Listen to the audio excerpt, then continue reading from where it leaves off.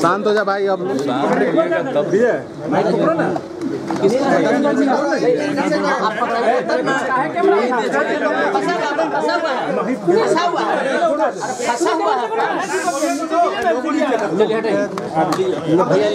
ले लिए, चलो हो गया।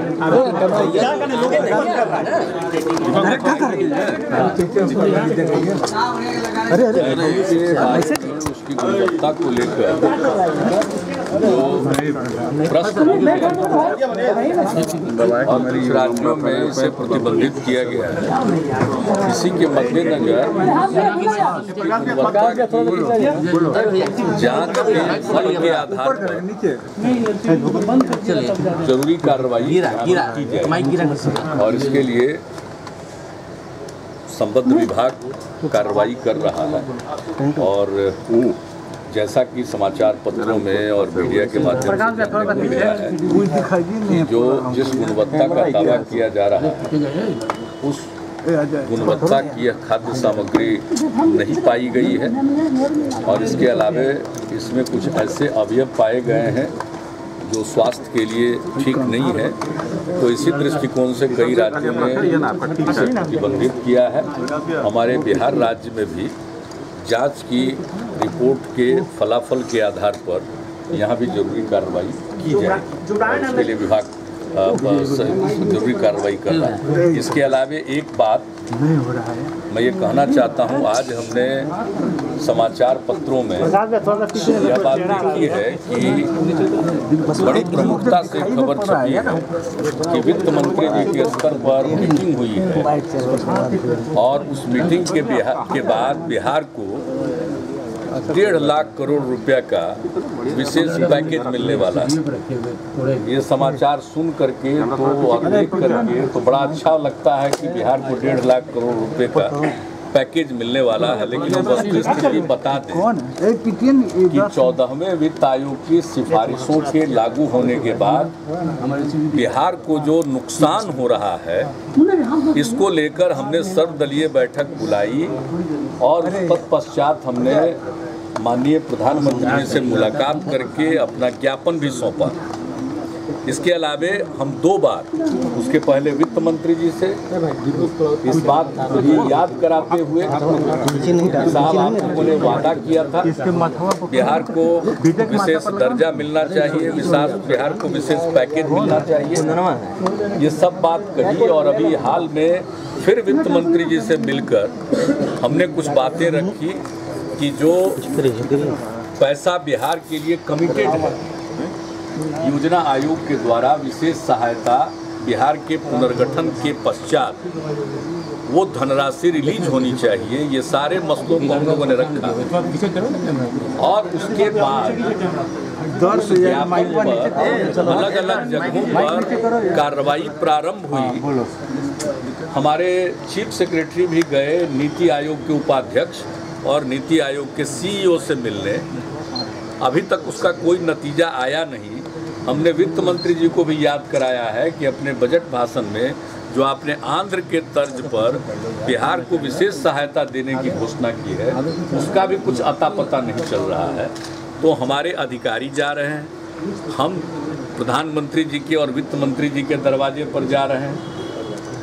कोई मीटिंग करते हैं तो राज्य सरकार के प्रतिनिधि को नहीं बुला रहे, ये भाजपा नेताओं को बुला करके ये कौन सी मीटिंग कर रहे हैं। इसका मतलब उनको पैकेज नहीं देना है, कुछ किए गए काम की नए सिरे से पैकेजिंग करनी है उनको। वरना अगर सचमुच होते तो बिहार के इंटरेस्ट में बिहार सरकार के द्वारा सब कुछ उनके सामने दस्तावेज के साथ प्रस्तुत किया जा चुका है, तर्क के साथ उनको मेमोरेंडम दिया जा चुका है। तो जब मीटिंग करते हैं तो राज्य सरकार के प्रतिनिधि के साथ बातचीत नहीं कर रहे, उसको एक राजनीतिक रूप चुनाव के मद्देनजर देना चाहते हैं। नहीं तो भारतीय जनता पार्टी के नेताओं का क्या लोकस स्टैंडाई है इस तरह की मीटिंग में जाने का। और ऐसी सरकारी मीटिंग के बाद पॉलिटिकल लीडर के द्वारा मीडिया को बताना ये किस बात का द्योतक है कि उनको करना कुछ नहीं है लेकिन कर रहे हैं इसका प्रचार करना। तो यही है कोऑपरेटिव फेडरलिज्म। राज्यों की उपेक्षा करके आप अपने पार्टी के साथ बैठकर कोई तय करते हैं। तो ये सरकार चलाने का तरीका नहीं। हम लोग शुरू से कह रहे थे ये कोई देश को चलाने का तरीका नहीं है। इस तरह से कौन सा कोऑपरेटिव फेडरलिज्म, और जो कह रहे हैं उसको करें। और यही नहीं, जो हम लोगों ने मांग की है, जो विशेष सहायता ये नया देंगे, क्या देंगे, नहीं करेंगे, पैकेजिंग के रूप में इसको पेश करेंगे। दरअसल जमीन पर कुछ नहीं उतरेगा और बाद में जब चुनाव खत्म हो जाएगा तो अपने सारे वायदों को जुमला कह करके पिंड छुड़ा लेंगे। इसलिए जो भी करना है इनको तत्काल करें। और राज्य सरकार ने ज्ञापन सौंपा है तो राज्य सरकार के साथ कोई मीटिंग नहीं, हम ही लोग दौड़ दौड़ करके जा रहे हैं। उनकी तरफ से कोई नहीं एक बार भी बुलावा है। आप पार्टी के लीडर के साथ मीटिंग करके अखबार में दे करके वो क्या संदेश देना चाहते हैं? तो उनका कोई विश्वास नहीं है। कोऑपरेटिव फेडरलिज्म जिसका नया शब्द इन्होंने क्वाइन किया है, ये नारा कर रहे हैं, ये दरअसल जो कुछ भी है ये राजनीतिक लाभ लेने के मकसद से एक पैकेजिंग कर रहे हैं कि फिर से बिहार के लोगों को झांसा दिया जा सके। लेकिन मैं भाजपा के नेताओं को बता देना चाहता हूं कि इस बार बिहार के लोग झांसे में नहीं आएंगे। काठ की हांडी दोबारा नहीं चढ़ती है आग पर। ये पिछले लोकसभा के चुनाव में हर प्रकार का वादा करके वोट लेने में कामयाब हो गए। अब लोग कंक्रीट देखेंगे, घोषणा नहीं। सरजमीन पर क्या उतरा? ये आखिर पटना से बक्सर का रोड कै दिन में बनाने जा रहे हैं? ये उनकी सड़क है, कितने दिन में बनाने जा रहे हैं? बोलने से काम नहीं चलेगा। गांधी सेतु के लिए राज्य सरकार इतना खर्च कर रही है, वो पैसा कहाँ मिला है? पथ निर्माण मंत्री ने भी बता दिया है, वो लोग और डिटेल बताएंगे। तो ऐसा लगता है कि चुनावी मौसम में ये राजनैतिक नजरिए से सीधे कुछ बयान देते रहेंगे खबरों को छपवाने के लिए और चर्चा में आने के लिए ये सब काम करेंगे। इसलिए अगर करना है तो साफ साफ बताएं। राज्य सरकार ने उनको बता दिया, नीति आयोग ने लिखकर भेज दिया कि जो पुराना कमिटमेंट है योजना आयोग का, जो विशेष सहायता का 12,000 करोड़ रुपए का जो बचा हुआ राशि है, वो उसको तत्काल रिलीज करें। हमारे ऊर्जा से संबंधित जितने प्रोग्राम प्रोजेक्ट उसमें लिए गए हैं वो बाधित न हो। तो ये सब इन लोगों का है। और एक बात और मैं अपनी तरफ से बता देना चाहता हूँ, दिल्ली की प्रादेशिक सरकार के अनुरोध पर हम लोगों ने बिहार से कुछ पुलिस पदाधिकारियों को डेपुटेशन पर उनके पास भेजा है। उन्होंने हम लोगों से मांगा था, एक राज्य सरकार दूसरे राज्य सरकार से मांग सकती है, इस नाते हम लोगों ने भेजा। और मुझे आश्चर्य होता है कि दिल्ली की श्री अरविंद केजरीवाल जी की सरकार ने, आम आदमी पार्टी की सरकार ने वहाँ करप्शन के खिलाफ काम करने के लिए एंटी करप्शन ब्यूरो में पुलिस अधिकारियों की सेवा ली है। और केंद्र सरकार उसमें अड़ंगा डाल रही है तकनीकी बात खड़ा करके। यानी करप्शन के खिलाफ कोई सरकार काम करना चाहती है तो उसको रोकने के लिए, यानी करप्शन के खिलाफ जो अभियान है केजरीवाल सरकार का, उसमें बाधा डालने के लिए सब प्रश्न उठा रहे हैं। आज तक कितने राज्य सरकार के लोगों ने दूसरे राज्य सरकारों से डेपुटेशन पर ऑफिसर्स लिए, ये कोई नई बात तो है नहीं। हमारे यहाँ से भी मांगा, हम लोगों ने दिया है और मांगेंगे और जो संभव होगा देंगे। और हम लोग देते हैं, दूसरे की सहायता करते हैं। अभी भाजपा के लोगों का बयान देखिए कि यहाँ अफसर की कमी है, तो अफसर की यहाँ तो खूब कमी है। ये काहे सब अपने प्राइवेट सेक्रेटरी के लिए बिहार से ही आईएएस अफसर मांगते हैं? अफसर मांग लेते हैं और कुछ दिन रहता है, इसके बाद उसको दूसरे जगह पोस्टिंग करवा देते हैं और फिर अफसर मांगते हैं। तो बिहार में अफसर की कमी है, ये बीजेपी के लोगों को मालूम नहीं है, तो यहाँ से बार बार मांगते हैं प्राइवेट सेक्रेटरी या ओएसडी। एक केंद्रीय मंत्री तो दो को ले गए।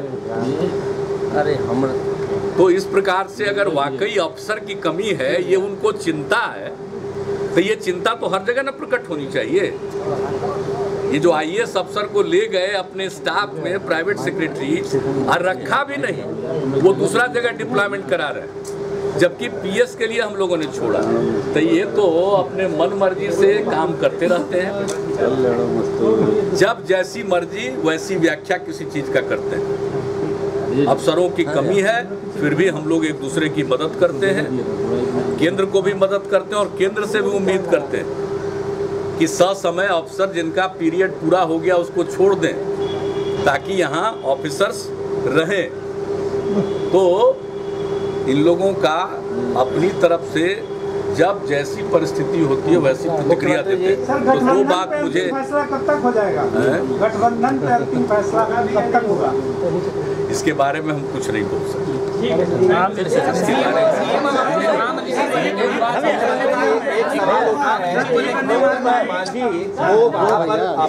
प्रकाश में थोड़ा सा यह मांग है मुख्यमंत्री के लिए, वो वहाँ रह रहे हैं, उनको एक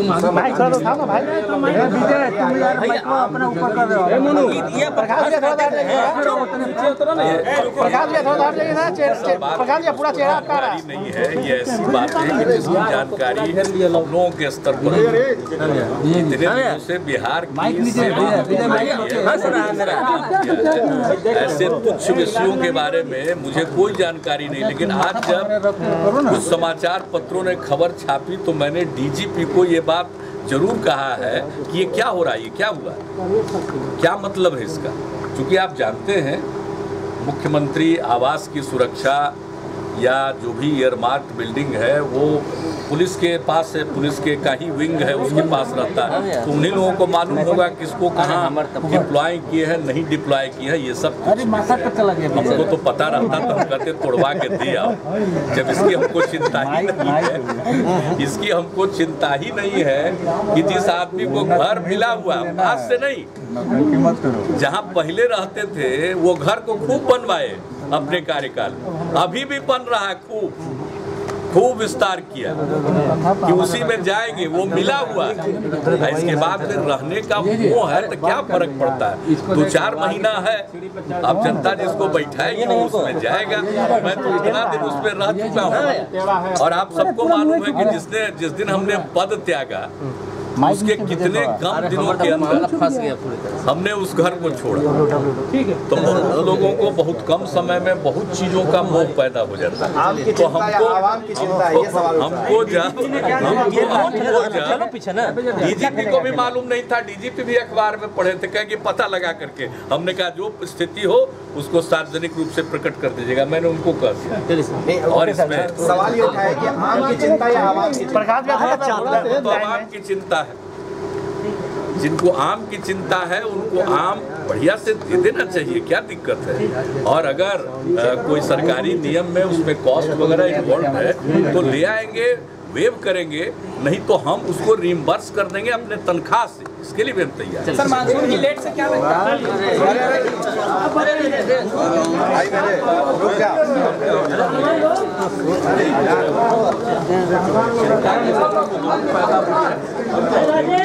सब परिस्थितियों से निपटने के लिए जो कॉन्टिजेंसी प्लान है वो हमने सबको कहा है कि कॉन्टिजेंसी प्लान बनाकर तैयार रखिए और इसके लिए बैठक होगी।